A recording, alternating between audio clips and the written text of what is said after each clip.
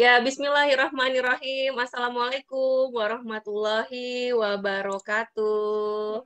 Waalaikumsalam warahmatullahi Waalaikumsalam wabarakatuh. warahmatullahi wabarakatuh. Mbak Anggi. Ya, Alhamdulillah. Selamat pagi, Bu Katulis. Baik, dan tentunya selamat pagi, salam sehat, salam bahagia ya Pak Farid Auladi, narasumber kita, dan juga Bapak Ibu semuanya yang dirahmati Allah ya. Khususnya nih ya, saya ucapkan terima kasih banyak yang sudah on kamera pagi-pagi ya. Bunda Vivi, Bunda Katulis, Bunda Nurlaili, Bunda Zuraida ya. Pak Marwanto, Masya Allah, olahraga ya Pak ya, semangat. Kemudian Bunda Mila ya, Alhamdulillah. Bunda Mariama juga nih ya, tapi sepertinya masih gelap. Baik, kalau gitu alhamdulillah. Alhamdulillahirrabbilalamin. Assalatu wassalamu ala asrofil anbiya'i wal mursalin Sayyidina Muhammadin wa ala alihi wa sahbi ajmain amma ba'du. Asyhadu alla ilaha illallah wa asyhadu anna Muhammadar Rasulullah la nabiyya ba'da. Qala rabbi shrahli sadri wa yassirli amri wahlul 'uqdatam min lisani yafqahu qawli. Ya, alhamdulillah bahagia sekali nih rasanya. Saya Anggi Pradita selaku host untuk program rutin kita yaitu Spiritual Journey.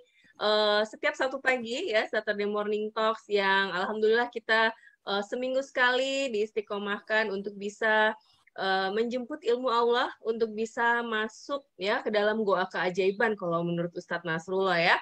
Kemudian dan juga tentunya di majelis ilmu seperti ini, insya Allah ya mudah-mudahan Allah membersamai kita ya. Nabi Muhammad ya Shallallahu Alaihi Wasallam juga membersamai kita. Kemudian juga tentunya para malaikatnya Allah ya yang biasanya hadir di majelis-majelis ilmu. Kalau kita dulu biasanya selalu menghadiri majelis ilmu itu offline gitu ya, ke masjid, ke kajian-kajian yang dimana setiap langkah kaki kita itu menjadi bernilai pahala, menjadi tanda kebaikannya gitu ya. Nah ini mudah-mudahan juga gitu, meskipun ya online ya alhamdulillah kita menjadi semakin terhubung nih ya di seluruh Indonesia karena ada yang di Jabodetabek, ada yang di Lampung nih ya, ada yang di Wonogiri, ada yang bahkan Papua nih, ada Pak Pira juga di Kuala Lumpur, Masya Allah ya. Alhamdulillah. Wah, Masya Allah ada Bunda Evi Ariza, apa kabar Bunda? Alhamdulillah membersamai juga ya pagi hari ini. Bunda Siti juga sudah on kan kamera. Bu Anik ya, Alhamdulillah. Kemudian Bu Eva, Desmira, Alhamdulillah. Baik, Bu Andi, Lutfia, dan Bu Aan juga menyusul. Terima kasih ya. Mudah-mudahan nih semuanya Bapak Ibu, sahabat-sahabatku di sini selalu senantiasa diberikan kesehatan ya, keberlimpahan rezeki ya, yang berkah tentu saja ya, dan juga tentunya semakin dimuliakan dan dibagikan Allah. Dan kehadiran kita di sini juga mudah-mudahan menjadi pahala jihad ya, karena keutamaan menuntut ilmu itu salah satunya adalah kita diberikan pahala jihad. Lalu kita juga tentunya insya Allah mudah-mudahan dijadikan golongan orang-orang soleh yang dimudahkan untuk masuk ke surganya Allah ya. Dan juga tentunya majelis ilmu ini laksananya taman surga. Itulah kenapa kalau banyak persoalan justru jangan meninggalkan kajian ya. Justru banyak-banyak jemput kajian, jangan hanya di sini, di mana saja. Kalau perlu duduk di majelis ilmu yang di masjid-masjid gitu ya. Itu insya Allah itu tanda kita bahwa bersungguh-sungguh mengharap pertolongan Allah, hanya pertolongan Allah ya, hanya pertolongan Allah lah ya. Insya Allah membantu kita ya dan menolong kita untuk keluar dari segala persoalan. Dan mudah-mudahan yang hadir di sini juga tentunya tidak ada yang kebetulan. Bapak Ibu dihadirkan di sini adalah tanda kebaikan Allah yang ingin Bapak Ibu masuk ke dalam majelis ilmu ya, menjemput keberkahannya, dan juga mudah-mudahan kita semua senantiasa digolongkan ke dalam golongan orang-orang beriman ya, seperti itu. Baik, selamat pagi Pak Farid Auladi, apa kabarnya hari ini? Baik, Mbak. Alhamdulillah sehat selalu. Alhamdulillah ya Pak Farid. Dan ya, insya Allah pagi hari ini kita masih akan belajar nih ya bersama Pak Farid Auladi, tentunya dengan gaya pembahasan beliau ya yang unik, yang unik ya. Tapi keseharian, tapi kadang-kadang nampol dan majep ya bunda-bunda ya. Dan juga dengan tema hari ini yaitu overdosis ya. Ini juga banyak loh Pak Farid yang komen, wah ini apa namanya, judulnya selalu bikin penasaran ya, penasaran bingit gitu ya. Meskipun saya gini, aduh Pak Farid itu nggak ada yang judulnya lebih disiplin kata gitu ya kalau kita kalau kita di Magnet Rezeki. Tapi insya Allah overdosis ini nanti Pak Farid untuk membawa ke kita bagaimana melihat dari sisi yang lain dan juga bagaimana tentu saja untuk kita menjadi bahan evaluasi dan perbaikan diri ke depannya. Dan di sesi awal nanti Bapak Ibu Pak Farid juga akan membuka dengan doa bersama ya supaya kita semakin bisa menjemput keberkahannya karena doa-doa di majelis ilmu ini yang kita jemput ya. Karena doa kita biasanya kadang-kadang kan apa namanya kurang khusyuk, kurang fokus dan insya Allah di sini juga malaikat mengaminkan. Jadi mudah-mudahan doa Bapak Ibu semua di sini yang dipanjatkan di hari ini juga Allah kabulkan semuanya ya. Amin amin ya rabbal alamin. Dan kemudian nanti Pak Farid juga akan menjawab pertanyaan ya yang masuk di pekan-pekan sebelumnya atau mungkin dari testimoni ya atau pernyataan Bapak Ibu selama merespon ya atau menjawab terkait dengan kajian-kajian kita di sebelumnya. Dan di hari ini mohon izin Bapak Ibu link Zoom meeting-nya belum diperpanjang nih ya, jadi maksimal 100 orang gitu ya, karena kebetulan minggu depan saya izin off dulu ya, ada mau apa namanya ada urusan. Jadi kalau misalnya Bapak Ibu ada yang terlempar gitu ya, karena kendala jaringan, nah ini insya Allah kita juga live stream ya, live streaming ke Facebook Pradita Channel ya, Pradita Channel, dan di sini silakan nanti kalau ada terkendala jaringan dan nggak bisa masuk lagi langsung meluncur saja ke Pradita Channel, dan insya Allah kita juga selalu re-upload ya, di-upload lagi rekamannya ke YouTube Pradita Channel untuk memudahkan Bapak Ibu untuk melihat dan mengulang-ulang kajian-kajian sebelumnya. Baik, Bapak Ibu, siap untuk kita melanjutkan kajian hari ini? Kalau siap, boleh jempolnya seperti ini, lalu digoyang-goyang. Baiklah.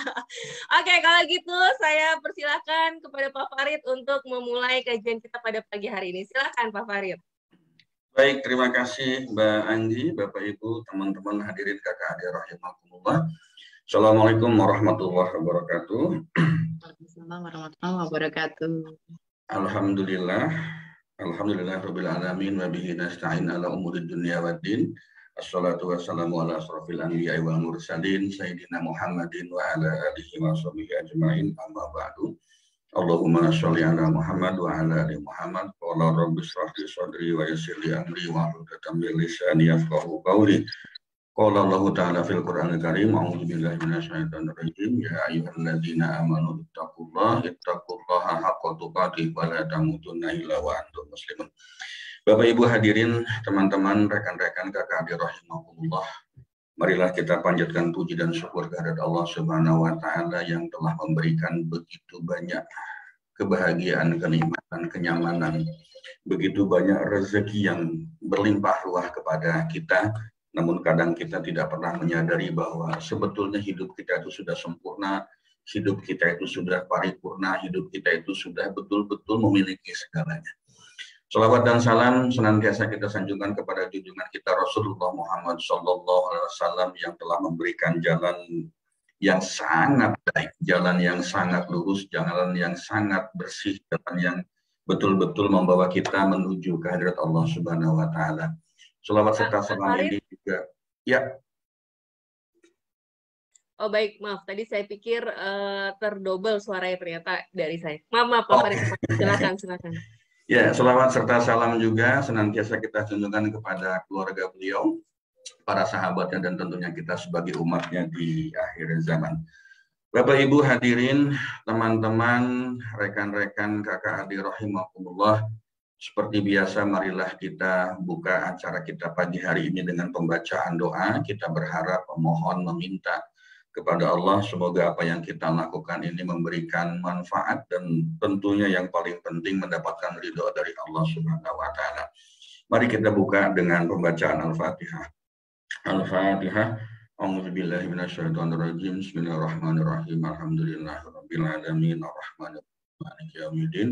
Iyyaka na'budu wa iyyaka nasta'in ihdinas siratal mustaqim siratal ladzina an'amta 'alaihim ghairil maghdubi 'alaihim waladdallin. Amin.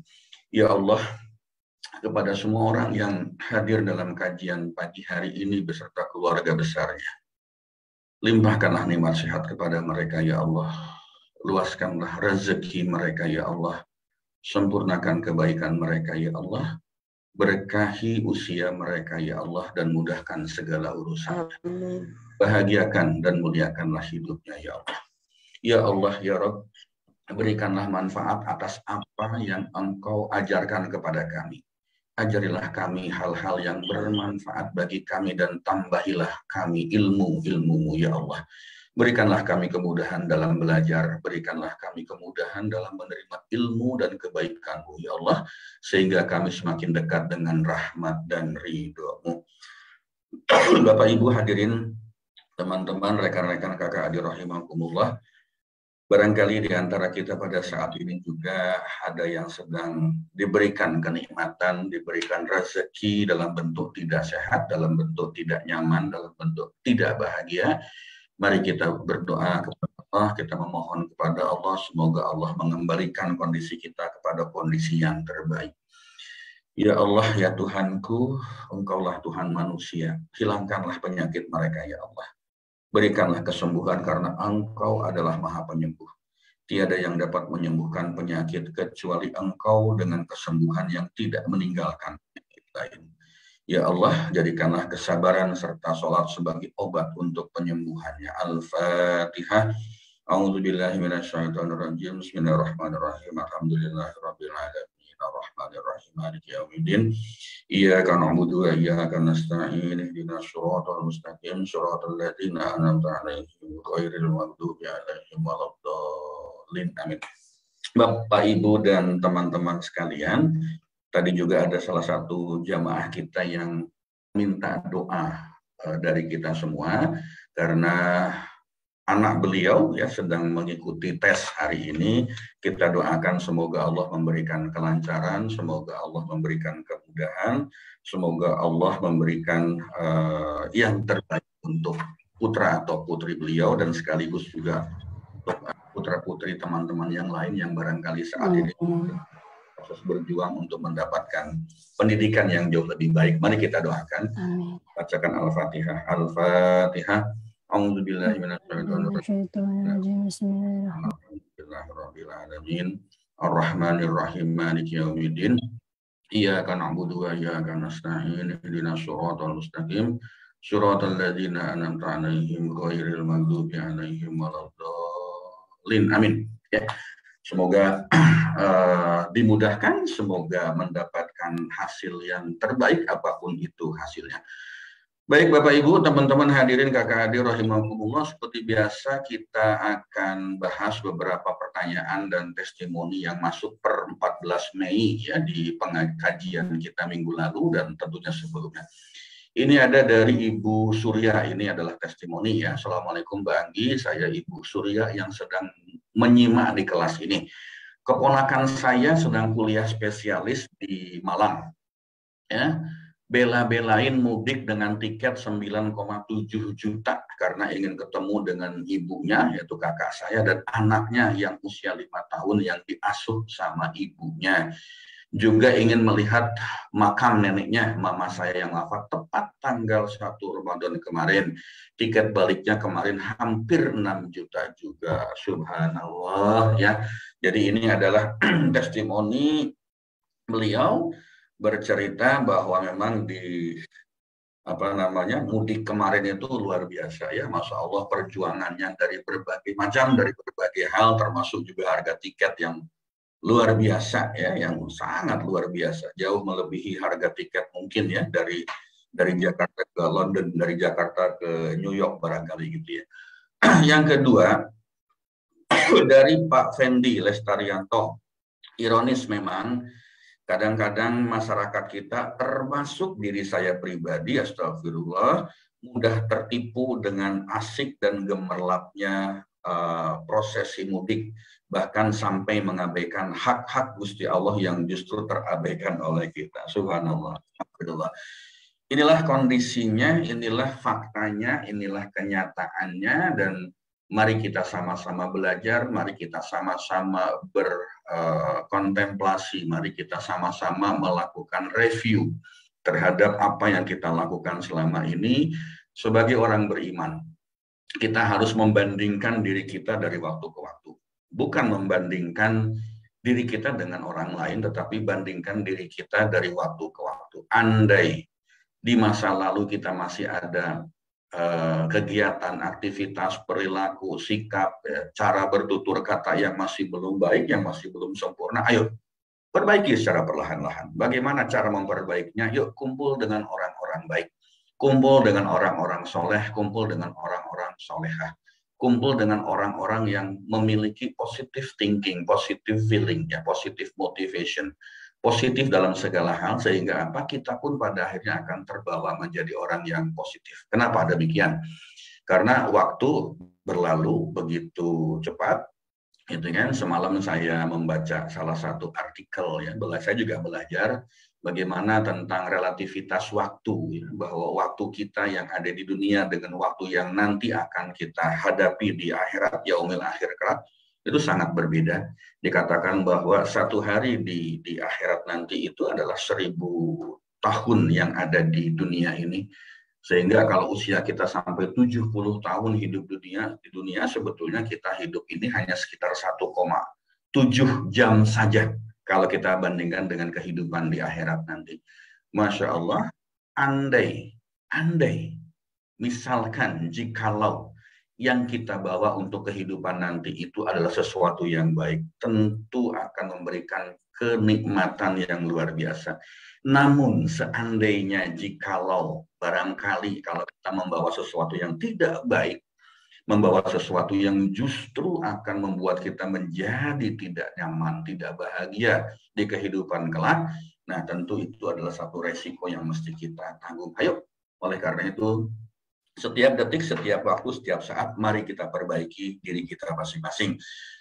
Teman-teman ada yang merasa bahwa selama ini kehidupannya masih belum bagus, ayo kita perbaiki sama-sama.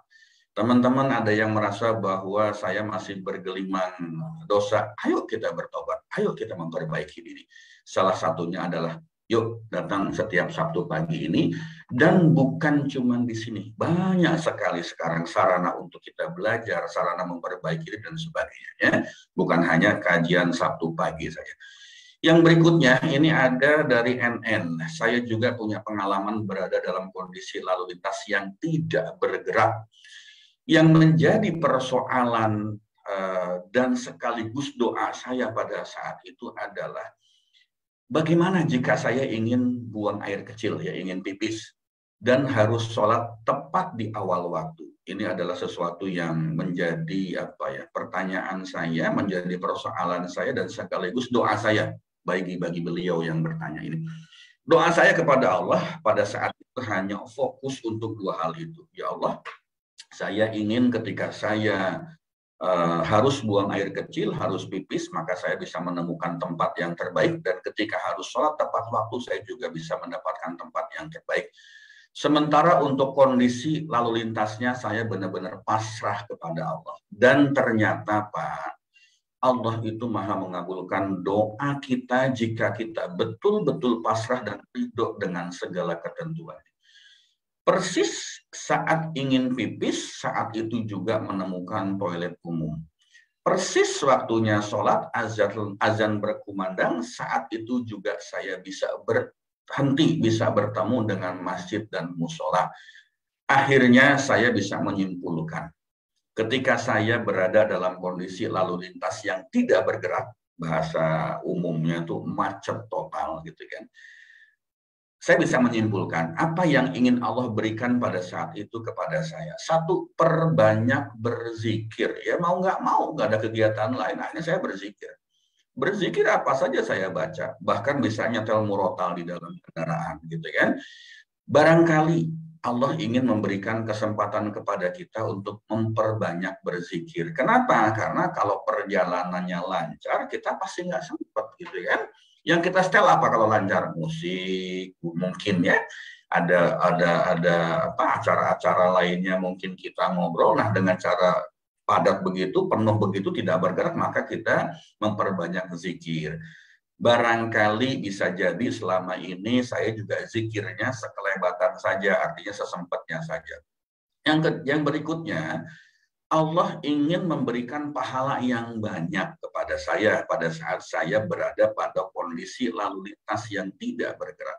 Kenapa? Karena selain berzikir, kalau saya sabar, maka saya juga bisa mendapatkan pahala yang sabar. Bisa jadi kita ini selama ini kebanyakan dosa daripada pahalanya. Allahu Akbar, Masya Allah ya.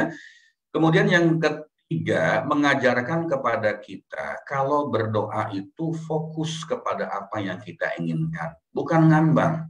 Jadi saya berdoanya adalah, ya Allah, bukan saya meminta untuk segera dilancarkan lalu lintasnya, karena bukan berarti Allah tidak mampu untuk melakukan itu, sangat mampu. Tetapi saya fokus, ya Allah, ketika saya berada dalam kondisi ini, saya cuma perlu toilet dan perlu masjid atau musola, itu saja. Makanya Allah kabulkan, alhamdulillah, Masya Allah. Terima kasih. Ini pengalaman beliau yang tentunya juga sangat bermanfaat. Ini salah satu cara bagaimana kita melihat sesuatu hikmah di balik satu kejadian. Bahasa kerennya itu reframing gitu. Kerennya itu begitu. Tapi kita melihat dengan bahasa kita, ayo kita melihat hikmah di balik satu kejadian, hikmah di balik satu peristiwa. Pasti Allah ingin memberikan sesuatu yang terbaik buat kita. Paling tidak Allah itu ingin memberikan pahala. Barangkali kita masih kurang pahala, barangkali kita masih banyak dosanya, sehingga Allah berikan kita kondisi di mana pada saat itu kalau kita pasrah, ridho dengan segala ketentuan Allah, maka disitulah akan mengalir pahala untuk kita. Yang berikutnya, ini pengalaman kondisi lalu lintas yang tidak bergerak. Ada teman saya dari Bekasi mau pulang ke Lampung. Berangkat jam 11 malam, jam 23 WIB dari Bekasi. Sampai Cilegon jam 5 pagi, Allahu Akbar. Ya. Ini teman-teman kalau wilayah Jawa, Jabodetabek, Jawa Barat, Jawa Tengah barangkali paham ya. Berangkat dari Bekasi sampai Cilegon jam 11 malam, sampai Cilegon tuh jam 5 pagi. Masya Allah ya. Subhanallah, berapa jam itu? Masya Allah. Yang biasanya Bekasi Cilegon itu paling banter juga 2 jam. Ini sudah berapa jam? Lalu Pak, saya naik kapal di Pelabuhan Merak itu jam 7 malam berikutnya. Allahu Akbar. Jadi berapa jam itu? Sekitar 23 jam barangkali ya. Sekitar 23 jam. Berangkat jam 11 malam ini, gitu kan. Sampai di Cilegon dekat Merak, belum sampai Merak itu. Di Cilegon dekat Merak itu jam 5 pagi, udah berapa jam itu? Masya Allah. Ya udah 6 jam sendiri. Lalu naik kapalnya itu jam 7 malam berikutnya. Masya Allah, luar biasa ya. Dan dari sini saya pribadi, Bapak Ibu, teman-teman hadirin kakak adik rahimakumullah, berpikir ada satu, yuk kita kontemplasi bareng-bareng, kita berpikir sama-sama. Kalau kita berada dalam kondisi lalu lintas yang seperti ini, katakanlah 23 jam, katakanlah 24 jam. Seberapa lama pun kita dalam kondisi ini, pasti akan ada akhirnya. Pasti akan ada ujungnya. Saya pernah 4 jam, teman-teman ada yang 10 jam, teman-teman ada yang 24 jam, teman-teman ada yang 2 hari 2 malam barangkali, 48 jam, barangkali seperti itu. Seberapa lama pun kita dalam kondisi yang seperti itu pasti ada akhirnya, pasti ada ujungnya, pasti akan bisa jalan, pasti akan mengalir. Namun, ketika kita wafat, ketika ajal menjemput kita, lalu kita misalnya, na'udzubillah min dzalik, mendapatkan siksa di kubur, atau kita nanti karena dosa-dosa kita begitu banyak mendapatkan siksa di neraka, pertanyaannya ada ujungnya enggak? Pertanyaannya akan berakhir tidak? Pertanyaannya sampai kapan? Ya, sampai kapan? 1 hari di akhirat itu sama dengan 1000 tahun di dunia.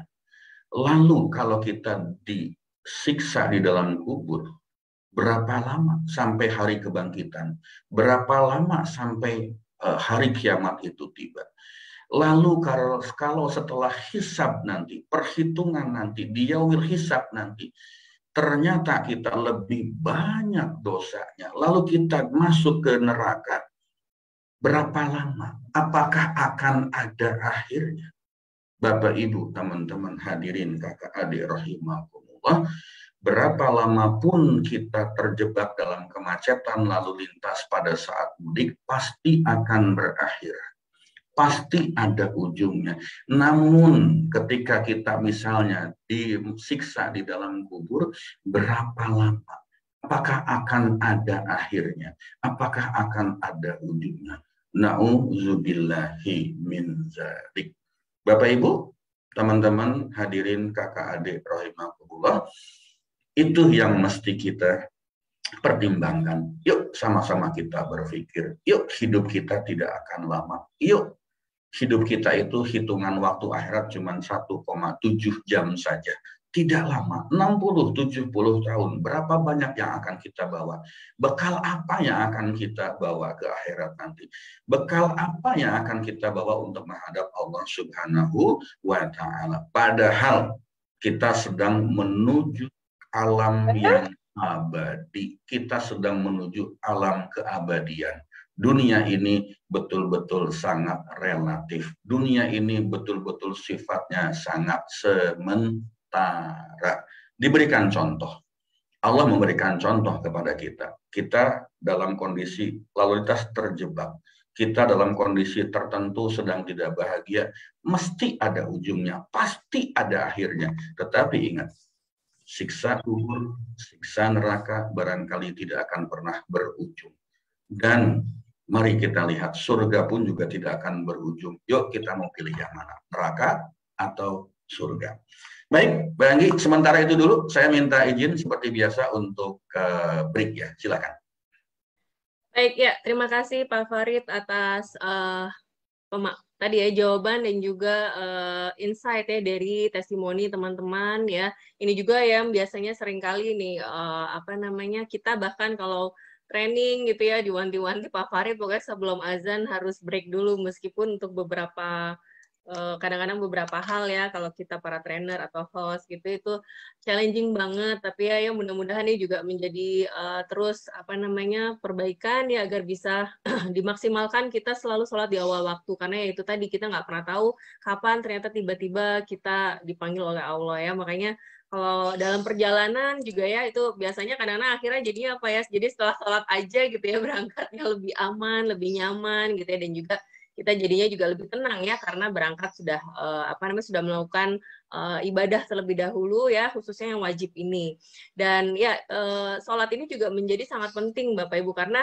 kan banyak ya quote yang kita baca ya kalau mau mulai memperbaiki hidupmu maka mulailah dengan sholat memperbaiki sholatmu salah satunya ya minimal kita sholatnya selalu di awal waktu seperti itu sehingga waktu itu juga sharing ya dari salah satu dapur sahabat perekat cinta kita gitu ya yang bagaimana hidupnya berubah selain juga dengan tadi ya bersedekah tenaga untuk memasakkan ya nasi box di setiap hari Jumat tapi beliau juga melakukan perbaikan diri yaitu bagaimana sholat bahkan sebelum azan katanya jadi sebelum azan tuh udah duduk dulu ya udah zikir dulu udah berdoa udah banyak dulu ya mendekat kepada Allahnya gitu ya menjemput keridoannya tuh bahkan sebelum azan sehingga pertolongan Allah pun katanya ya ini beliau waktu itu juga belajarnya dengan kajian dari Ustadz Lukmanul Hakim Pontianak ya jadi kalau kita sholatnya sebelum di awal waktu itu malah pertolongannya sebelum kita minta itu udah dikasih gitu katanya ya Masya Allah mudah-mudahan kita semua dimudahkan ya dan juga dimampukan ya untuk bisa sampai ke level itu. Baik, ya di sesi ini ya saat ini kita akan masuk ke sesi materi dan wah di Zoom meeting sudah 100 partisipan ya.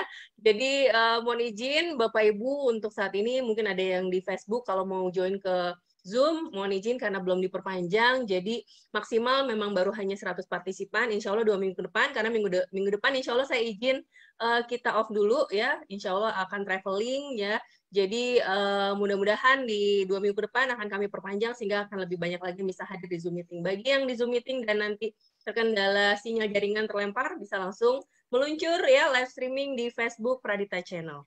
Nah, apabila ada pertanyaan atau pernyataan atau aha momennya atau kata-katanya Pak Farid yang majleb gitu ya. Nah, itu nanti langsung saja Bapak Ibu sahabat semua tuliskan di kolom komen baik di Zoom meeting maupun di Facebook ya. Nah, ini karena supaya kita lebih ada interaktifnya dan memang untuk pertanyaan ini mohon izin biasanya kita baru akan bahas, kita kumpulkan dan akan dibahas oleh Pak Farid di sesi berikutnya seperti itu. Maka tidak berlama-lama kita akan lanjutkan dengan tema kajian spiritual journey untuk pekan ke-84 nih ya, terkait dengan overdosis ya. Ini menarik sekali ya Pak Farid ya, overdosis karena kalau biasanya selalu orang memandangnya kan pasti dengan sesuatu hal yang gimana gitu ya. Nah, kita akan lihat penjelasan langsung dari Pak Farid. Kepada Pak Farid, dipersilakan. Baik, Mbak Anggi, terima kasih banyak Bapak Ibu, teman-teman hadirin kakak adik rahimakumullah. Bagi teman-teman yang baru join acara ini, kita kemas dengan cara yang ringan, dengan yang remeh-temeh. Kita mengambil tema-tema yang sederhana dalam kehidupan kita sehari-hari, karena memang seringkali ya kita tidak ingat, seringkali kita justru kadang-kadang tergelincir dengan sesuatu yang kita anggap itu sederhana, sepele, tetapi justru sebetulnya menentukan hidup kita itu akan bahagia atau tidak lah, katakanlah demikian gitu ya. Ayo mari kita lanjutkan Bapak Ibu, teman-teman hadirin kakak adik rahimakumullah. Materi yang disiapkan yang akan kita bahas pada pertemuan pagi ini sebetulnya ini masih sisa-sisa mudik Mbak Andi ya. Sisa-sisa pulang kampung yang kemarin. Kalau di dalam makanan biasanya habis lebaran tuh masih ada sisa, ada lebaran ketupat gitu ya. Ada sisa-sisa makanan yang belum habis. Nah ini juga masih ada sisa-sisa cerita yang masih mungkin untuk kita bahas gitu ya. Jadi ada refleksi setelah pulang kampung. Apa yang bisa kita dapatkan? Apa yang bisa kita peroleh dari oleh-oleh dari kampung pada saat kita kembali arus balik ini ya. Bapak Ibu teman-teman hadirin kakak adik rahimakumullah. Pada saat kita saat ini ya ada di sini, ada di tempat kita masing-masing, barangkali ada yang punya kampung halaman di sini yang sekarang kita tinggal adalah tempat kita merantau barangkali gitu ya. Pulang kampung itu adalah sesuatu yang sangat mudik itu adalah momen-momen yang sangat menarik ya untuk kita. Nah, apa yang bisa kita peroleh? Apakah sekedar pulang kampung, bertemu, bercengkrama dengan keluarga, dengan ayah, dengan ibu kalau masih ada, dengan teman-teman masa kecil, kemudian mengenang romantisme, menikmati romantisme masa lalu tanpa ada sesuatu yang kita peroleh. Nah, kalau seperti itu tentunya rutinitas tersebut belum tentu memberikan manfaat bagi kita, manfaat yang lebih banyak barangkali seperti itu. Ayo kita belajar sama-sama. Mari kita bandingkan kehidupan orang tua kita di zaman dulu dengan kehidupan kita di zaman yang sekarang, gitu ya. Nah, secara umum hidupnya orang tua kita di zaman dulu itu ya. Mereka kalau berangkat kerja, itu berangkat kerjanya setelah matahari terbit dan sudah kembali ke rumah sebelum matahari terbenam. Secara umum kan seperti itu ya, di kampung-kampung kita. Tempat saya dulu juga begitu, di kampung saya Sukabumi Selatan sana gitu ya, daerah Ujung Genteng, Jampang, Kulon, Surade sana gitu. Orang tua saya itu berangkat bekerja itu ya setelah matahari terbit. Setelah sarapan, setelah melakukan kegiatan-kegiatan, macam-macam kegiatan pagi, ngurusin kami, anak-anaknya, mempersiapkan macam-macam. Lalu kembali ke rumah itu sebelum matahari terbenam. Sebelum maghrib sudah ada di rumah. Walaupun orang tua kita itu memiliki anak yang banyak, tapi Masya Allah luar biasa. Yuk kita lihat. Rumahnya itu, halamannya itu luas, rumahnya besar, halamannya pun juga luas. Punya kebun yang alhamdulillah bisa jadi juga kebunnya luas, sawahnya luas. Lalu mari kita lihat, anak-anaknya itu semuanya bersekolah, mendapatkan pendidikan. Insya Allah seperti itu. Betapa nikmatnya, betapa nyamannya, betapa enaknya, betapa bahagianya kehidupan orang tua kita. Dan kita juga yang menjadi anak-anaknya. Untuk itulah makanya kenapa kita mesti kadang-kadang memaksakan diri untuk mudik, untuk pulang kampung. Karena ada romantisme itu yang tidak mungkin bisa kita hilangkan dari memori kita, dari pengalaman hidup kita. Sesuatu yang sangat indah, sesuatu yang sangat menarik. Tapi kalau kita lihat kehidupan kita di zaman sekarang, kita sendiri, diri kita sendiri, banyak yang berangkat bekerja itu ba'da subuh, sholat subuh langsung berangkat, dan nanti sampai di rumah itu barangkali setelah Isya atau jam 9, jam 10 malam. Ada juga teman-teman saya itu bahkan yang harus sholat subuhnya itu di stasiun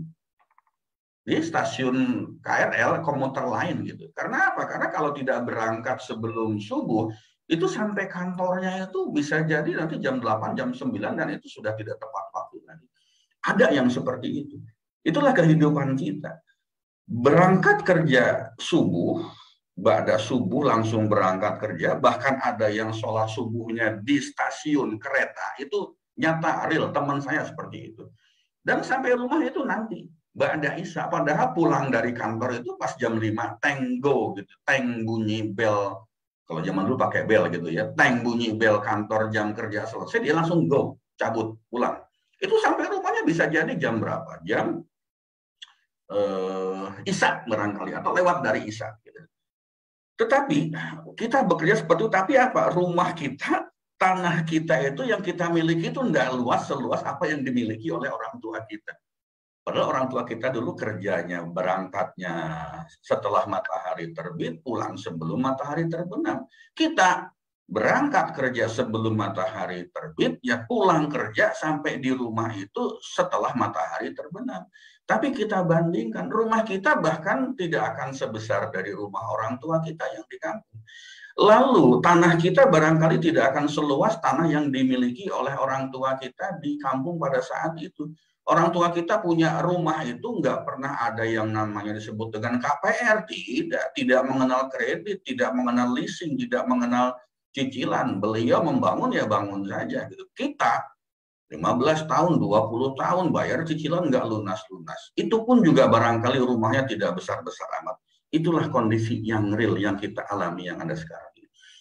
Kalau dulu zaman orang tua kita tidak ada rasa khawatir, tenang aja, punya anak banyak alhamdulillah, punya moto banyak anak, banyak rezeki. Gitu kan, Pak, bedain lah Pak, dulu itu kan zaman di kampung, tidak ada hiburan, listrik pun tak ada, lampunya juga mengandalkan paling banter lampu petromak. Barangkali masih ada yang tahu ya lampu petromak gitu kan, atau lampu centir gitu kan, yang perlu minyak tanah gitu, atau pakai obor macam-macam. Itu kalau kehabisan minyak ya sudah mati, gelap lah, yang nggak ada hiburan lah Pak, ya balik lagi, anak lagi, lahir lagi, anak lagi, lahir lagi, setiap tahun lahir anak satu, jadi anaknya banyak, ya gitu. Nah sekarang apakah bisa seperti itu? Bahkan ada yang tidak berani memiliki anak yang banyak karena merasa tidak yakin tidak akan mampu mencukupi kebutuhan hidupnya. Ini real, kondisi real. Saya punya teman, saya punya kolega di perusahaan, dan bukan sekarang, yang lama gitu.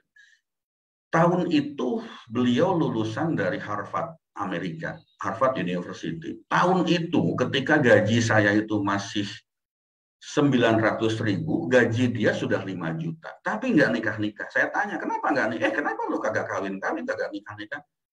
Gua kagak berani, Rit. Gua takut. Kenapa? Nggak bisa nyukupin kebutuhan anak gua, padahal gajinya itu Masya Allah. Saya gaji 900, dia sudah 5 juta. Muncul perasaan-perasaan yang seperti itu. Itulah beda.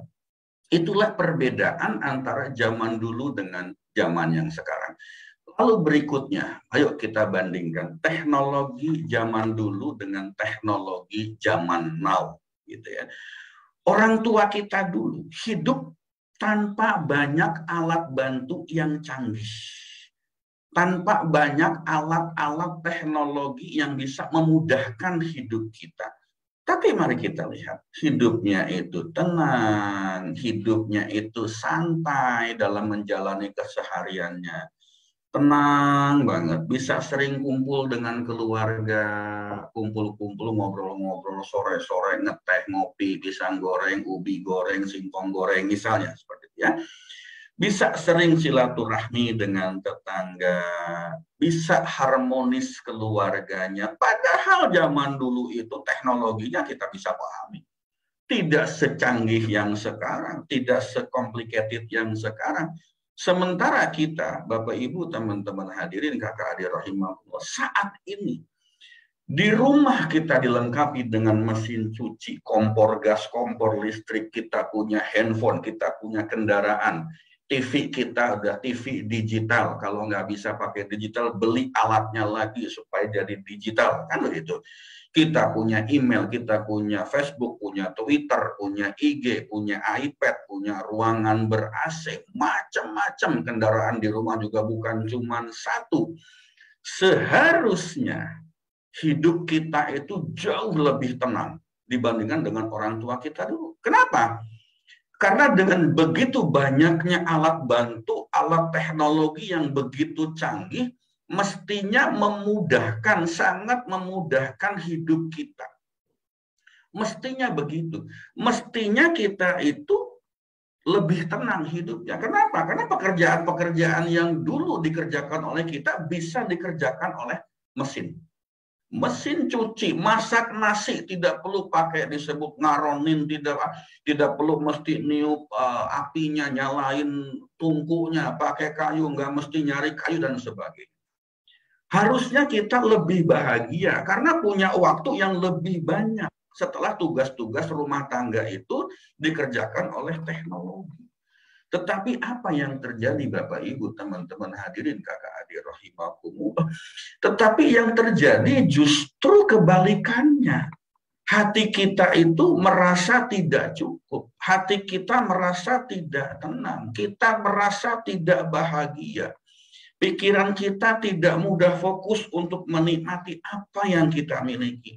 Justru dengan makin banyaknya teknologi, ayo kita lihat, kita tinggal di komplek, tinggal di klaster, tinggal di perumahan, atau kita tinggal di kampung, ya kan, di perumahan-perumahan yang biasa, bukan klaster begitu, kita jangan-jangan tidak kenal dengan tetangga. Jangan-jangan tidak pernah say hello dengan tetangga sebelah, dengan tetangga depan rumah.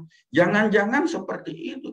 Bahkan yang terjadi pada saat ini kita jarang kumpul dengan keluarga. Apalagi kalau misalnya setiap kita punya kesibukan. Suami bekerja, istri bekerja, anak kuliah. Yang kecil misalnya masih sekolah, sekolahnya di SD atau di SMP, lalu kita berikan kegiatan yang luar biasa. Berangkat pagi, pulang sore juga. Suaminya pulang malam, istrinya pulang malam juga. Sama-sama sampai di rumah, lalu lelah semua, letih semua.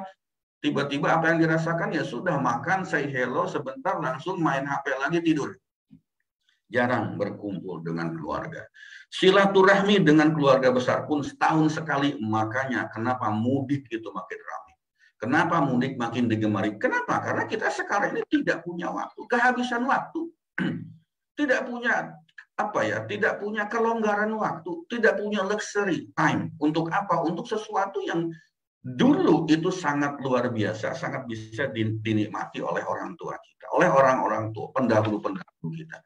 Bapak, Ibu, teman-teman hadirin, kakak adik rahimahullah. Lalu bagaimana cara hidup kita?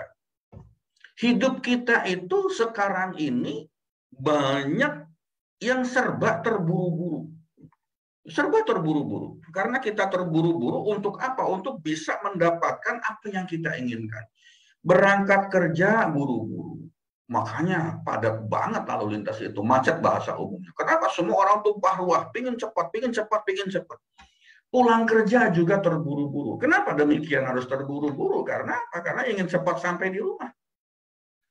Ingin cepat sampai di rumah. Akhirnya apa? Semua numpuk jadi satu. Semua keluar dari kantor, semua ada di jalanan.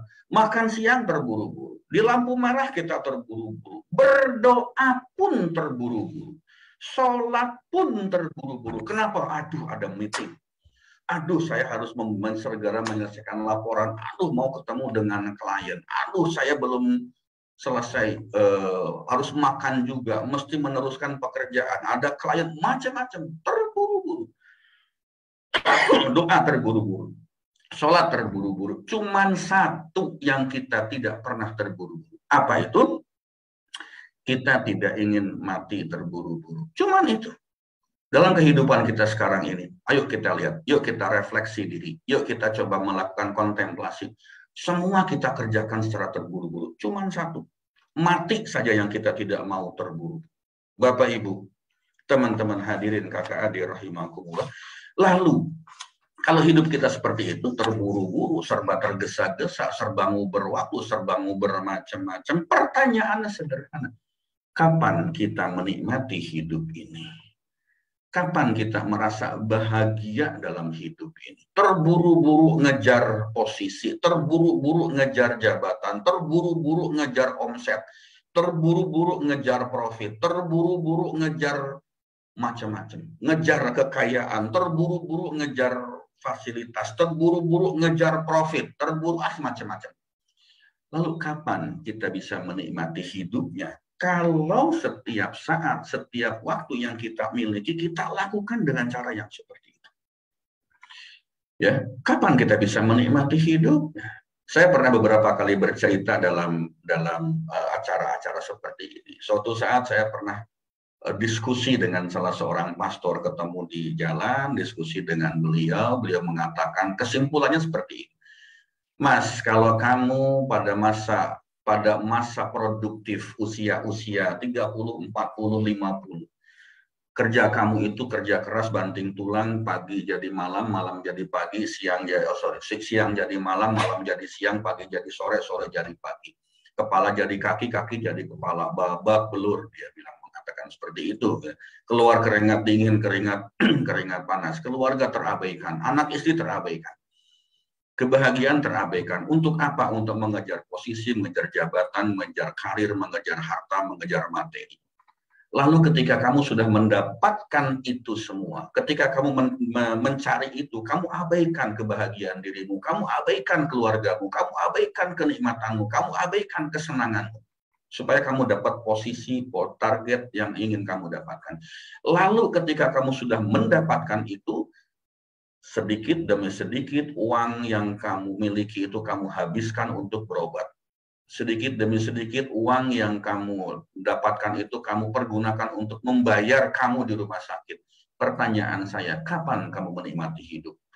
Kapan kamu menikmati kebahagiaan? Kapan kamu punya waktu bahkan untuk dirimu sendiri? Masya Allah, betul. Betul seperti itu. Dan itulah kehidupan kita. Itulah kehidupan kita. Ayo refleksi. Mari kita bandingkan kita dengan zaman kita, orang tua kita dulu. Bandingkan seperti itu. Bahkan ikut kajian pun mungkin kita semua terburu-buru. Ya, terburu-buru. Kenapa? Karena ada sesuatu yang kita kejar. Bapak, Ibu, hadirin teman-teman kakak adik rahimahullah. Kenapa kita menjadi seperti sekarang ini? Salah satunya karena faktor teknologi atau media informasi yang membuat hati kita itu tidak pernah tenang. Coba kita bayangkan, coba kita renungkan, yuk kita lihat. Setiap detik media sosial, setiap detik teknologi itu, informasi itu mengiming-imingi kita dengan hal-hal yang bersifat materi. Televisi, koran sekarang udah nggak ada barangkali. Televisi, HP, media sosial dari mulai Facebook, Instagram, TikTok, apalagi. Semuanya sekarang dimanfaatkan penuh dengan iklan, mengiming-imingi kita hal-hal yang bersifat materi. Iklan yang muncul, HP baru, motor baru, mobil baru, make up baru, baju baru, aksesoris baru. Setiap detik pikiran kita digoda untuk memiliki yang belum tentu kita perlukan. Nah, inilah persoalannya. Salah satunya persoalan yang membuat hidup kita itu tidak nyaman karena faktor itu.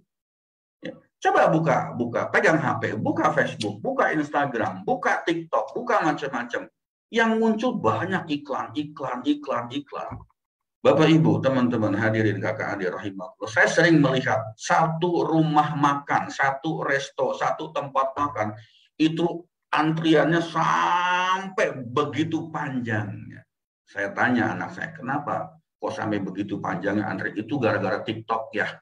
gara-gara disebarluaskan oleh TikTok. Masya Allah, orang sebegitu maunya bela-belain antri hanya untuk katakanlah semangkok mie ayam, katakanlah semangkok bakso, katakanlah satu sup sate, katakan. Sampai segitunya. Dari mana?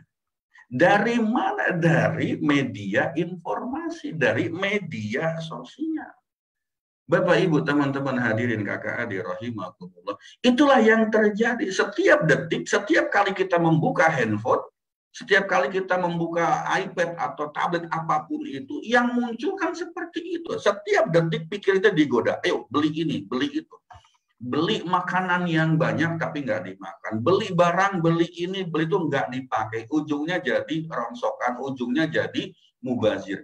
Tetapi ingat, walaupun itu barang tidak dipakai, pikiran kita didorong, dimotivasi, beli, beli, beli, beli. Pakai, pakai, pakai, pakai. Kita beli motor terbaru yang lebih canggih, padahal belum mampu beli misalnya. Bela-belain ngapain? Kredit. Bela-belain leasing. Bela-belain bayar pakai cicilan, dan kalau boleh saya mengatakan gilanya lagi. Nggak bagus kali ya, nggak pakai DK ya Mbak Gili ya. Dan yang lebih mengenaskan lagi, ada dealer-dealer motor yang tidak melayani pembelian cash. Kalau Anda beli kendaraan dengan cara kredit, cicilan, prosesnya dipercepat. Prosesnya dimudahkan. Tetapi ketika ada orang membeli barang itu dengan cara cash, mereka tuh punya berbagai macam alasan. Barangnya nggak ada lah, harus inden lah, harus nunggu lah, beginilah, begitu, dan seterusnya. Itu pun juga mendorong kita untuk apa? Untuk masuk ke dalam proses kehidupan yang sesuai nggak sih dengan agama kita? Sesuai nggak sih dengan ketentuan kita? Riba kalau cicilan yang seperti itu. Artinya apa? Kita melakukan satu kegiatan, satu aktivitas kehidupan kita itu tidak sesuai dengan tuntunan agama. Siapa yang mengajarkan itu? Lingkungan, kondisi yang mengajarkan itu. Sekarang teman-teman, ayo kita lihat, beli HP, handphone baru, yang dilihat apanya? Fungsinya atau tampilannya? Iming-iming yang selalu muncul, iklan yang selalu muncul untuk HP itu, ini HP terbaru dengan kamera terbaik sekian belas megapiksel. Padahal kita belum tentu ada kebutuhan untuk bisnis misalnya. Yang kita beli itu HP, yang ditawarkan adalah kameranya. Nyambung nggak sebetulnya? Kan nggak nyambung sebetulnya. Kamera itu adalah salah satu aksesoris yang ada di HP itu. Tetapi kenapa itu ditonjolkan? Pinternya produsen HP, pinternya orang marketing jualan HP. Kenapa? Karena sekarang ini banyak orang narsis, banyak orang ingin difoto, banyak orang ingin mendapatkan gambar dirinya itu yang, mohon maaf, barangkali tidak sesuai dengan kenyataan. Ingin difoto yang kelihatan lebih ganteng, lebih cantik. Pakai apa ya? Pakai kamera jahat. Di mana adanya ya di HP. HP itu kan dipergunakan untuk fungsi dasarnya dulu. Berkomunikasi jarak jauh. Bisa komunikasi voice, verbal, bisa komunikasi dengan teks, dengan short message services, ya, dengan SMS. Itu dulu fungsi dasarnya. Nah sekarang fungsi HP itu menjadi, Masya Allah, dunia dalam genggaman. Dan yang sekarang ditonjolkan oleh produsen HP, oleh marketing HP itu kameranya. Kenapa? Karena dunia sekarang sudah bergeser untuk makin narsis. Apakah ini membuat hidup kita bahagia? Apakah dengan teknologi itu membuat hidup kita makin tenang? Apakah dengan kecanggihan teknologi seperti membuat hidup kita makin nyaman? Ternyata tidak. Efeknya itu begitu banyak. Beruntunnya. Kalau kita melihat teori Pareto, 20-80. Kita membeli HP tercanggih sekalipun. Dan kalau kita pergunakan hanya untuk keperluan biasa kehidupan sehari-hari, bukan untuk bisnis. Sebetulnya berapa banyak sih yang kita pergunakan untuk itu? Dari sekian banyak fitur aplikasi yang ada di HP itu, berapa banyak yang kita pakai? Yang pasti telepon, yes. Yang pasti SMS, WA, yes. Medsos, aplikasi beli tiket untuk jalan jauh, untuk jalan-jalan dan sebagainya. Ada berapa banyak aplikasi di HP? Berapa banyak? Pakainya teori Pareto, 20% saja. Dari 100% kapasitas atau potensi atau teknologi atau fitur yang di HP, paling banyak kita hanya menggunakan 20% saja. 80%-nya itu, Masya Allah, sia-sia, mubazir. 80%-nya itu nggak akan terpakai oleh kita. Tetapi kenapa kita mesti nguber HP terbaru, tercanggih, kamera yang terbaik, macam-macam yang seperti itu. Bapak Ibu hadirin kakak adik rahimahullah. Kenapa kita menjadi seperti ini, serba terburu-buru? Setiap detik muncul keinginan seperti orang lain. Gara-gara di Facebook, di medsos, di HP, di Instagram, di TikTok itu ada rumah megah, rumah mewah, kendaraan yang mahal, perhiasan yang melimpah, orang update status jalan-jalan ke Eropa, ke Amerika, ke luar negeri, kemanapun. Lalu kita akan terdorong untuk ingin seperti itu. Lewat mana? TikTok, Instagram, Facebook, Allshop juga menggoda kita. Coba buka Allshop itu. Oh, berjam-jam kita begini nih, berjam-jam terus. Tidak akan selesai. Banyak sekali yang kita ingin beli. Yang ingin kita dapatkan. Allahu Akbar, astagfirullah. Membuat tenang? Tidak. Membuat nyaman? Monggo, silahkan. Kalau nyaman, teruskan. Kalau tidak, ayo kita refleksikan ke dalam kehidupan kita sehari-hari. Ya. Jangan-jangan kita ini sekarang sudah overdosis. Overdosis dengan informasi-informasi yang sebetulnya kita nggak perlukan. Overdosis dengan teknologi yang sebetulnya kita nggak butuh-butuh amat. Nggak perlu-perlu amat, gitu kan. Dulu orang tua kita tenang hidupnya. Kenapa? Karena tidak ada serbuan informasi. Karena teknologinya itu tidak secanggih sekarang, tidak sebanyak sekarang. Sehingga apa? Tidak muncul banyak keinginan yang ada di dalam pikiran orang tua kita. Tidak banyak keinginan, hati tetap terjaga kebersihannya, dan yang paling penting itu keterpautan kita dengan Allah itu semakin kuat. Ya, semakin kuat. Lah sekarang seperti apa? Ini yang memang terjadi dengan diri kita. Banjir informasi yang saya jelaskan tadi, kita tuh kebanjiran informasi. Kita itu overdosis dengan informasi.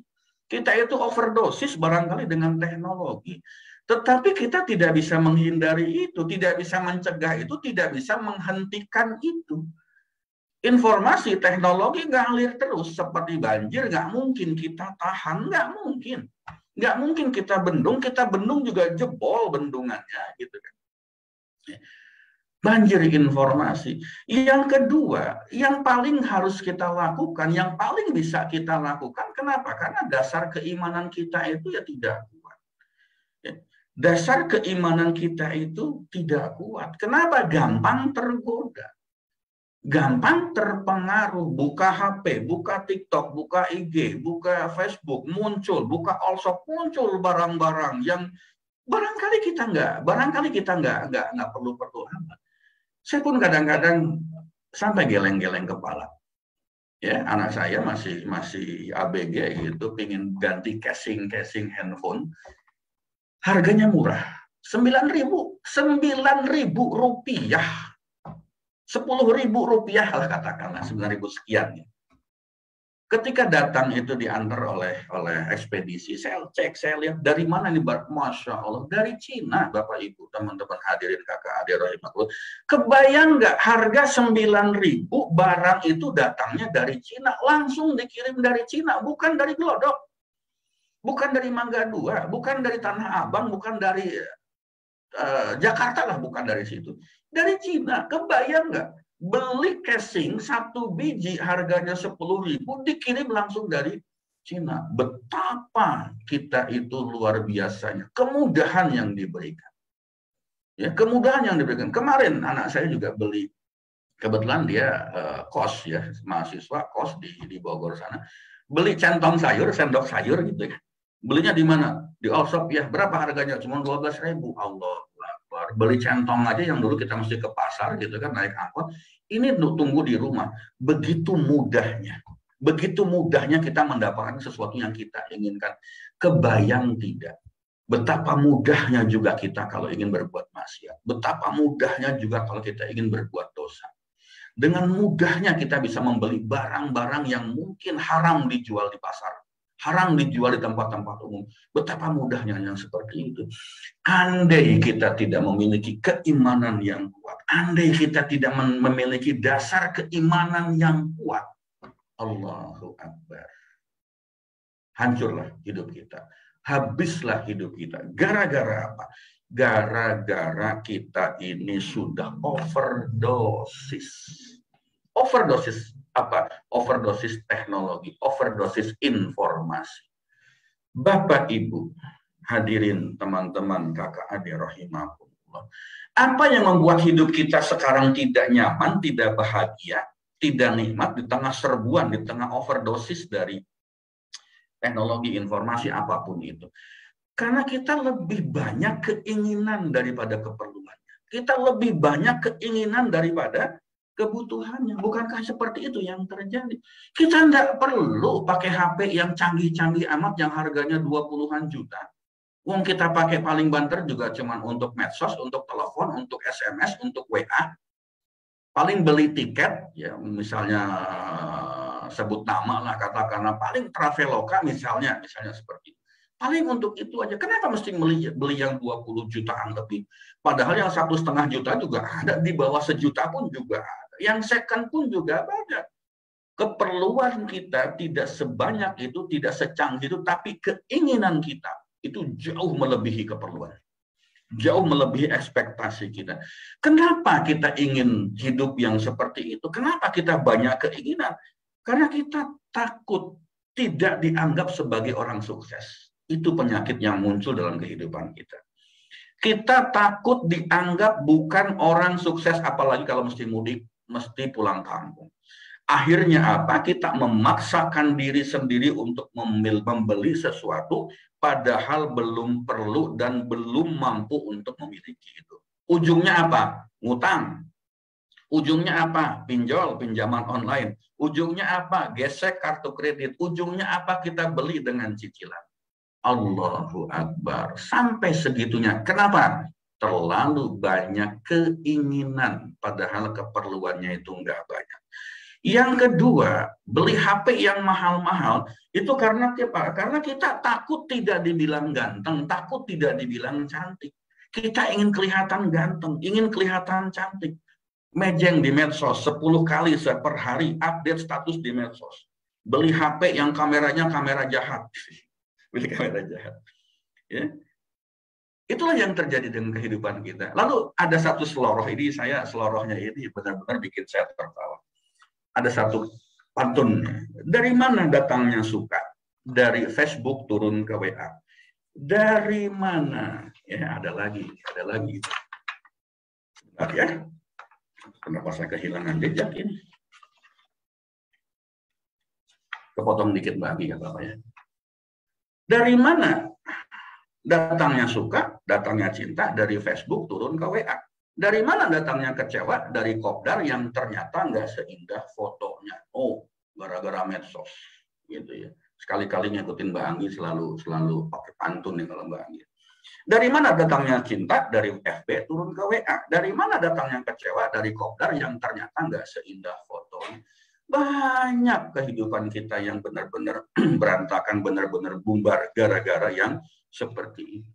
Bapak, Ibu, teman-teman hadirin, kakak adik, rahimahullah, banyak keinginan kita. Keinginan apa? Keinginan takut harga kita berkurang. Tidak mau sedekah. Takut tidak dapat penghasilan. Ibadah pun sering terlewatkan. Padahal, Bapak, Ibu, hadirin, kakak adik, rahimahullah, padahal hidup itu sangat mudah. Yang tidak mudah itu cara kita berpikirnya. Hidup itu sederhana sekali. Yang tidak sederhana itu keinginannya. Hidup itu sebetulnya murah banget. Yang tidak murah itu adalah gengsi kita. Ya. Rezeki kita itu sangat luas. Yang tidak luas itu hati kita. Ingat loh. Hidup itu sangat mudah. Yang tidak mudah itu cara kita berpikir. Hidup itu sederhana. Yang tidak sederhana itu keinginan kita. Hidup itu benar-benar murah. Yang tidak murah itu gengsi kita. Rezeki Allah itu sangat luas. Yang tidak luas itu adalah hati kita. Gara-gara seperti itu, maka hidup kita tidak pernah bahagia. Kembali ke masa lalu, kembali ke zaman orang-orang tua kita.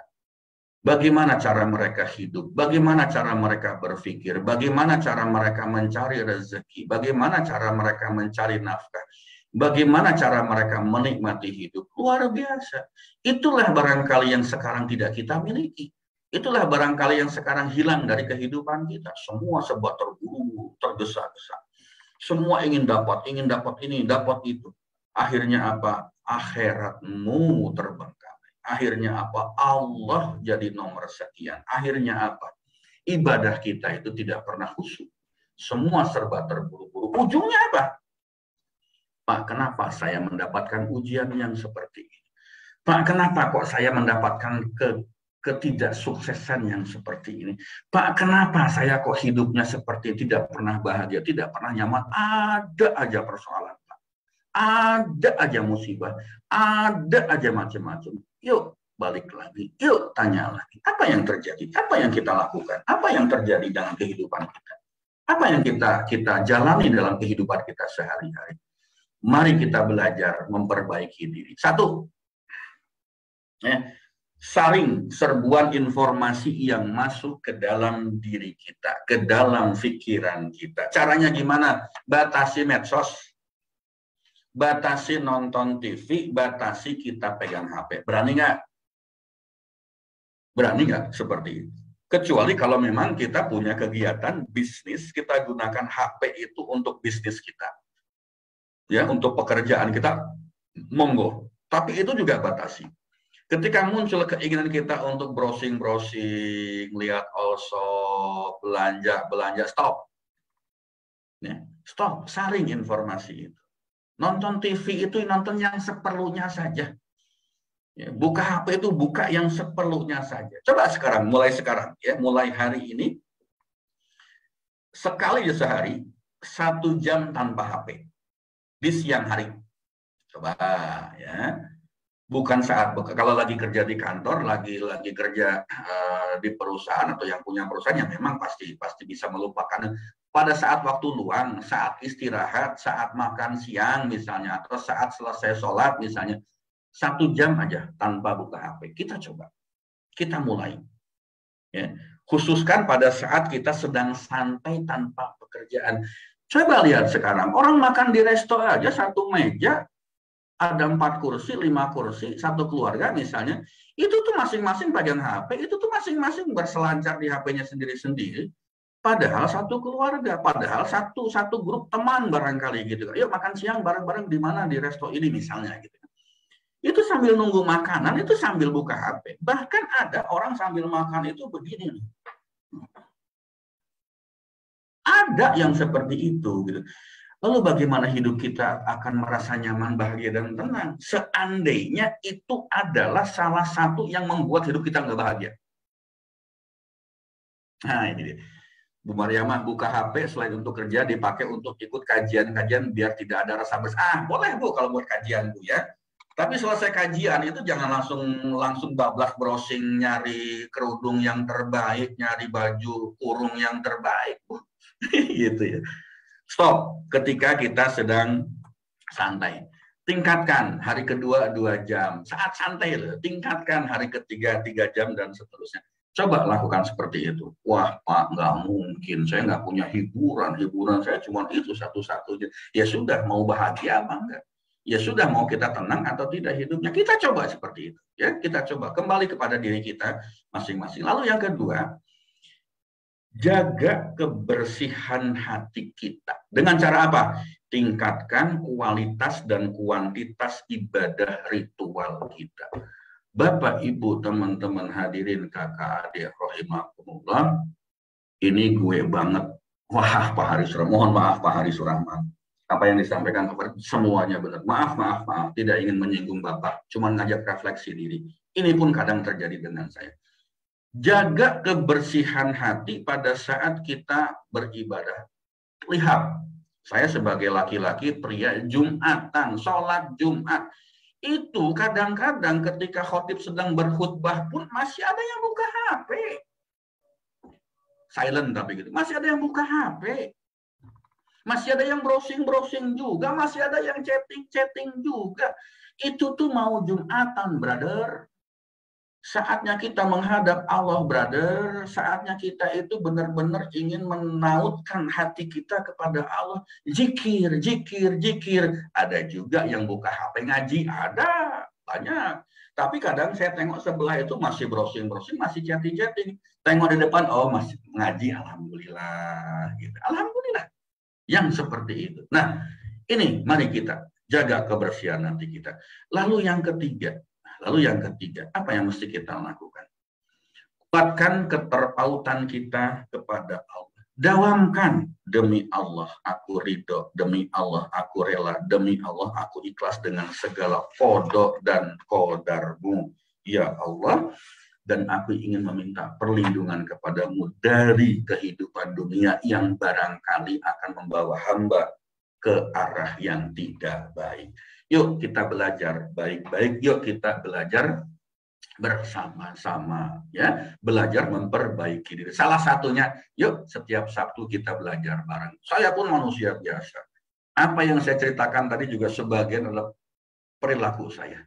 Sebagian juga itu adalah apa yang saya lakukan. Sebagian apa yang saya kerjakan. Ya, nah, oleh karena itu saya pun ingin ngajak, yuk belajarnya bareng-bareng, yuk saya juga ingin memperbaiki diri, yuk kita sama-sama memperbaiki diri. Kenapa? Karena kalau tidak seperti itu mau tenangnya kapan? Rumah Anda mewah, istri Anda cantik, suami Anda ganteng, tetapi kalau hati kita tidak nyaman, buat apa? Teknologi kita luar biasa canggihnya. Informasi kita itu banyak banget. Jaga jangan sampai overdosis. Overdosis informasi yang masuk ke dalam pikiran kita. Overdosis informasi yang masuk ke dalam hati kita. Sehingga apa? Pikiran kita, hati kita terkotori oleh nafsu materi duniawi. Percayalah, ketika kita sibuk mengejar dunia, bukan mengejar akhirat, maka kita tidak akan pernah mendapatkan ketenangan dan kebahagiaan hidup yang sesungguhnya. Baik, itu saja Mbak Anggi dan Bapak Ibu, teman-teman hadirin kakak adik rahimahumullah. Mohon maaf kalau ini waktu juga agak overdosis gitu ya. Lewat-lewat dikit karena memang lagi semangat-semangatnya. Silakan Mbak Anggi. Baik ya, terima kasih Pak Farid atas pemaparannya terkait dengan kajian overdosis. Wah, ini makjul banget nih ya. Dengan ya rutinitas yang memang keseharian sering kita alami ya. Jadi teringat saya Pak Farid, pas musim mudik itu kebetulan waktu itu setelah Lebaran ya, karena niatnya untuk mengunjungi makam Om gitu ya, adik papa saya yang 2 orang nih ya, bungsu 2 itu meninggal dunia pada saat pandemi ya karena COVID juga, dan kita baru bisa melayat di setelah mudik ini di Jember dan 1 di Malang. Itu Masya Allah ya, jadi bapak mertuanya om saya, almarhum om saya itu petani jeruk dulu ya di Jember. Tapi pas kita ke sana kita diperlihatkan sawahnya ya kebun duriannya 3 hektar, sawahnya entah berapa puluh hektar ya, anak-anaknya juga diberikan tanah segala macam, padahal hidupnya sederhana ya, yang rumahnya juga masih nggak ada kipas gitu ya, kita di sana tidur biasa AC, di sana menghadapi nggak ada kipas ya, lantai zaman dulu gimana sih rumah nenek kakek kita ya, tapi mereka lebih berkelimpahan ya dibanding kita, kadang-kadang rumah gitu ya belum punya, masih ngontrak gitu ya, tapi gadget dan segala macam. Jadi ya ini refleksi kita juga bagaimana ya kita lebih prioritaskan lagi ya. Tadi pertama prioritas saring informasi. Ini makanya saya kalau update status ujiannya punya mentor begini ya, benar nggak dilihat Pak Farid ya, kalau nggak saya langsung ditegur gitu ya. Jadi nggak bisa, kadang-kadang kalau pengen posting gitu ya, selfie dikit, wah ini nanti bisa-bisa langsung ngetegur Bapak Farid gitu ya. Jadi hati-hati banget gitu ya mau posting-posting. Tapi itu bagusnya adalah yaitu kadang-kadang kita perlu untuk ada yang men-screening dan mengingatkan kita jatuhnya ya, supaya kita tetap sharing-sharing yang kebaikan-kebaikan saja. Makanya lebih baik sekarang sharingnya ya quote-quote ya, video-video yang mungkin bisa bermanfaat dan bermakna. Nah, ini silakan ya bisa join ya atau like Pradita Channel baik Instagramnya maupun Facebooknya ya, karena banyak sharing-sharing quote dan video-video yang mudah-mudahan bisa menguatkan kita ya untuk terus istiqomah menguatkan iman kita ya, terus diingatkan untuk ya mempersiapkan bekal kita insya Allah. Baik, alhamdulillah Pak Farid luar biasa sharingnya untuk mengingatkan kita kembali dan juga menjaga hati kita ya di dunia yang serba apa namanya dengan bombardir informasi agar senantiasa selalu tetap kita jaga di dalam koridor Allah. Oke, mohon izin Bapak Ibu seperti biasa saya akan share terkait dengan laporan di sini ya. Alhamdulillah Jumat kemarin kami berbagi nasi box ya setiap hari Jumat bersama sahabat Berkat Cinta dan dapur-dapur sahabat Berkat Cinta untuk mendistribusikan sedekah yang dititipkan dari para donatur yang luar biasa sahabat-sahabat di sini ya, kita salurkan di Bandar Lampung, di Bekasi dan lalu di Semarang dan di Jombang ya. Alhamdulillah pekan kemarin terkumpul sedekah dari sahabat semuanya dari sisa saldo minggu lalu yaitu 179.000 masuk saldo baru ya yaitu sedekah ya yaitu 2.790.000 sehingga total dana yang masuk adalah 2.969.000 dan sudah kami salurkan kemarin hari Jumat 2 juta ya, karena biasanya kami salurkan setiap hari Rabu ya. Jadi apa namanya sesuai dengan saldo yang masuk per terakhir Selasa atau Rabu.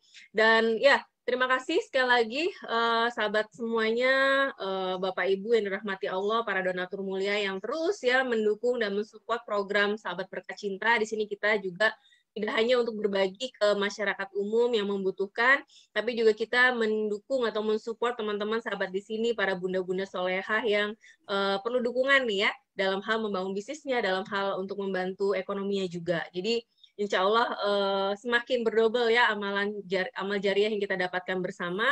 Semoga semuanya ya, para donatur, para dapur sahabat Berkat Cinta juga sudah sepenuh hati memasakkannya dan membagikannya. Itu membagikan ternyata nggak mudah loh Bapak Ibu ya, saya juga pernah merasakannya ya. Kemudian juga tentunya sahabat-sahabat semua, Bapak Ibu semua yang terus mendoakan baik program ini maupun kajian-kajian kami. Semoga Allah berikan kelimpahan kesehatan, ya keberkahan, dan semakin mendapatkan kemuliaan dan kebahagiaan dunia dan akhirat dari Allah Subhanahu wa taala. Amin ya rabbal alamin. Dan selebihnya insya Allah ada sisa saldo 969.000 yang akan kita salurkan di Jumat berikutnya. Silakan bagi Bapak Ibu yang ingin turut bergabung ya mendukung program ini. Lalu insya Allah hari Minggu ya, Ahad besok kami akan melakukan kelas sharing Darputala ini offline, mohon izin di Jakarta Selatan atau Tanah Abang, dan memang seperti private ini ya, private sharing gitu ya, jadi hanya maksimal 12 orang, masih bisa nih sekitar 2-3 orang peserta lagi. Silakan bagi ada yang mau bergabung ya untuk sharing langsung bersama Pak Farid, saya juga insya Allah juga hadir, dan ya mudah-mudahan banyak hal yang bisa kita dapatkan dari pertemuan ini ya, sharing dan silaturahim sekalian ya, karena mungkin setelah lama pandemi kami belum pernah melakukan kelas-kelas offline kembali. Dan ya itu saja dari kami, dan terima kasih banyak ya Pak Farid dan juga Bapak Ibu semua yang terus nih bersamai di sini, dan mohon izin mohon maaf sekali apabila tadi yang ada yang berusaha masuk ke Zoom meeting untuk teman-teman yang di Facebook dan tidak berhasil. Mudah-mudahan ya nanti kita akan perpanjang dan lebih banyak yang bisa masuk di Zoom. Ini saya mohon izin ternyata insya Allah pekan depan ya hari Sabtu masih bisa ya, mungkin Sabtu tanggal 4 Juni yang saya nggak bisa ya, dan nanti akan kami update di Facebook, di Instagram, jadi silahkan untuk like ya, untuk follow Facebooknya, Instagramnya maupun YouTube-nya, jadi subscribe ya dari Pradita Channel agar selalu mendapatkan informasi dan rekaman-rekaman kajian terbaru. Kalau begitu di akhir ini Pak Farid akan kembali ya menutupnya dengan doa. Mudah-mudahan Allah berkahi kita semua, Allah ridhoi majelis ilmu ini, dan juga kita semua ya dimudahkan untuk menyerap yang disampaikan oleh Pak Farid. Ya Allah berikan hidayah buat kita semua untuk senantiasa semakin meningkatkan kita dan semakin untuk meraih ridhonya. Kepada Pak Farid dipersilakan untuk menutup dengan doa. Silakan Pak. Baik, terima kasih Mbak Andi, Bapak Ibu, teman-teman hadirin kakak adik rahimahullah. Mari kita tutup acara kita dengan doa. Kita memohon keberkahan, mohon ridho dan perkenan dari Allah Subhanahu wa taala. A'udzubillahi minasyaitonir rajim. Innallaha wa malaikatahu yusholluna 'alan nabi. Ya ayyuhalladzina amanu shollu 'alaihi wa sallimu taslima. Mari kita awali dengan istighfar 5 kali dan sholawat 5 kali. Astaghfirullahaladzim alladzi la ilaha illa huwal hayyul qayyum wa atubu ilaih. Astaghfirullahaladzim alladzi la ilaha illa huwal hayyul qayyum wa atubu ilaih. Astaghfirullahaladzim alladzi la ilaha illa huwal hayyul qayyum wa atubu ilaih. Astaghfirullahaladzim alladzi la ilaha illa huwal hayyul qayyum wa atubu ilaih. Astaghfirullahaladzim alladzi la ilaha illa huwal hayyul qayyum wa atubu ilaih. Allahumma sholli ala Muhammad wa ala ali Muhammad. Allahumma sholli ala Muhammad wa ala ali Muhammad. Allahumma sholli ala Muhammad wa ala ali Muhammad. Allahumma sholli ala Muhammad wa ala ali Muhammad. Allahumma sholli ala Muhammad wa ala ali Muhammad. Ya Allah, ya Rabb, Engkau Maha Pengasih, Maha Penyayang. Aku berlindung kepadamu, ya Allah. Aku berlindung kepada Allah dan kuasa-Mu, ya Allah, dari keburukan apa yang kurasakan dan aku khawatirkan. Ya Allah, ya Tuhan kami, masukkanlah kami ke dalam segala situasi dan kondisi dengan cara yang Engkau ridhoi dan dengan cara yang terhormat. Keluarkanlah kami dari mana saja dengan keridhaan dan kemuliaan-Mu, ya Allah. Berikanlah kekuatan kepada kami dari karunia-Mu yang maha perkasa. Ya Allah, berkahi kami pasangan yang soleh dan solehah.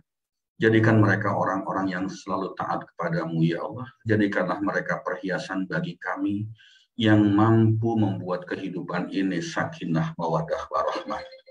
Ya Allah, jauhkanlah keluarga kami dari segala maksiat dan dosa, serta berbagai perbuatan yang bisa menjauhkan ridho-Mu kepada kami. Engkaulah yang maha memberikan kebahagiaan, Engkaulah yang maha memberikan kenikmatan, dan Engkaulah yang maha memberikan ketenangan lahir dan batin. Jadikanlah kami sebagai orang-orang yang senantiasa Engkau kasihi.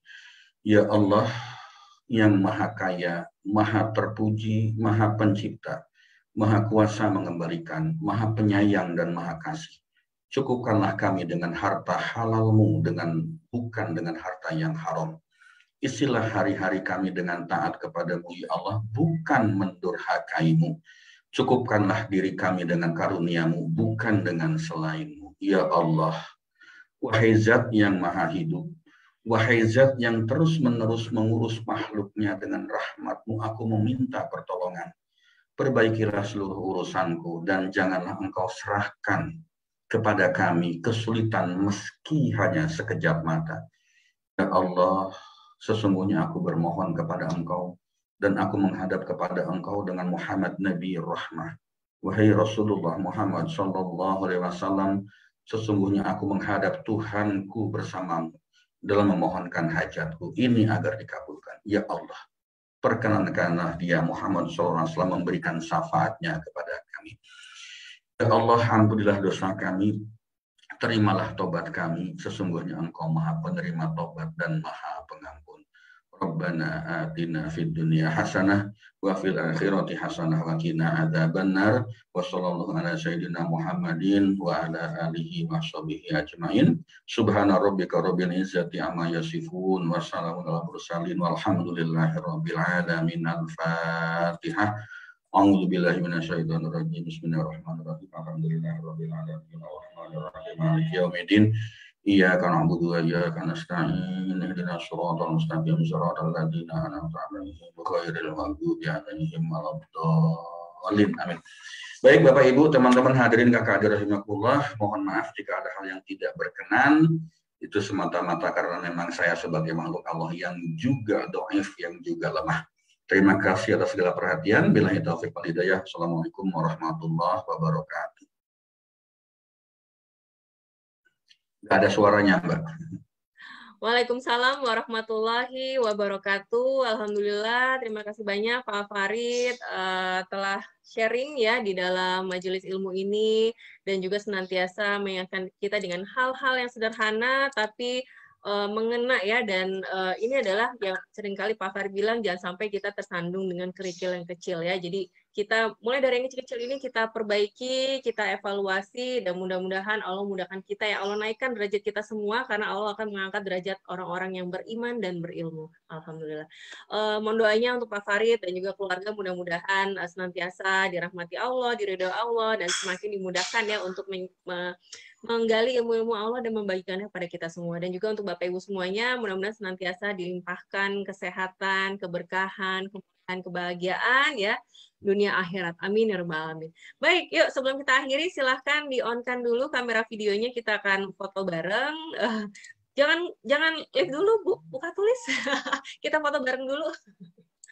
Baik, ya. Terima kasih nih Bu Siti Mariam, Bu Aan, Bu Dwi, Bu Vivi, Pak Sirozudin ya, Bu Nur Jamilah ya, Bu Bandia, Bu Katulis, Pak Hari, Bu Mariama, Bu Eva, Bu Surtina ya.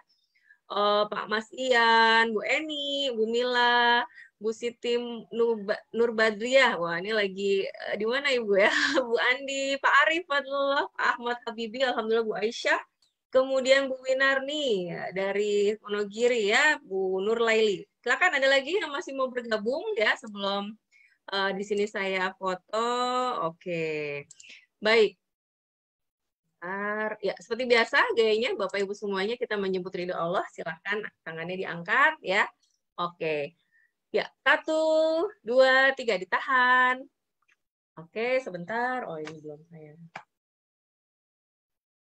Baik, dan angka 1 ya, mudah-mudahan kita senantiasa mendapatkan pertolongan dan berharap pertolongan hanya dari Allah, dan kalau dimakan rezeki, satu sama terhubung nih kita semuanya. 1, 2, 3. Baik. Oke, baiklah. Terima kasih Bapak Ibu yang dirahmati Allah. Insya Allah kita masih jumpa lagi Jumat besok ya. Sabtu besok. Dan insya Allah baru kita libur di awal Juni nanti sekali saja dan dilanjutkan kembali. Selamat berakhir pekan. Selamat berkumpul kembali bersama keluarga. Kita tutup majelis ilmu ini dengan mengucapkan doa kafaratul majelis. Subhanakallahumma wa bihamdika. Asyhadu an la ilaha illa anta. Astaghfiruka wa atubu ilaik. Assalamualaikum warahmatullahi wabarakatuh.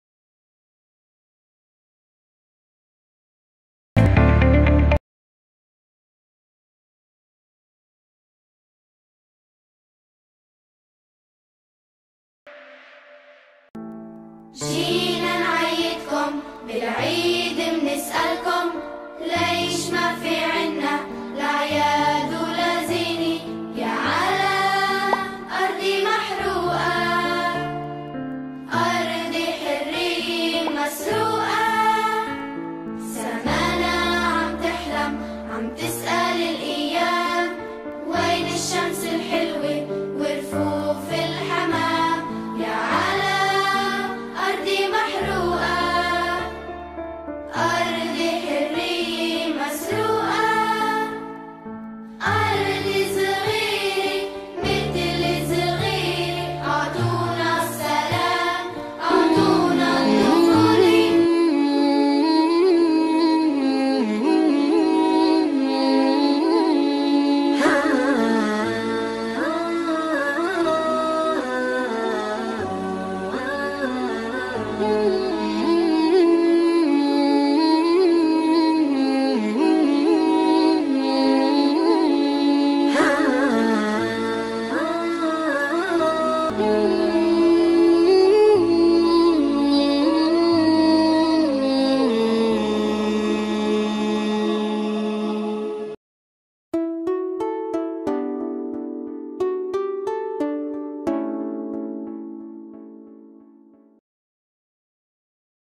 الدين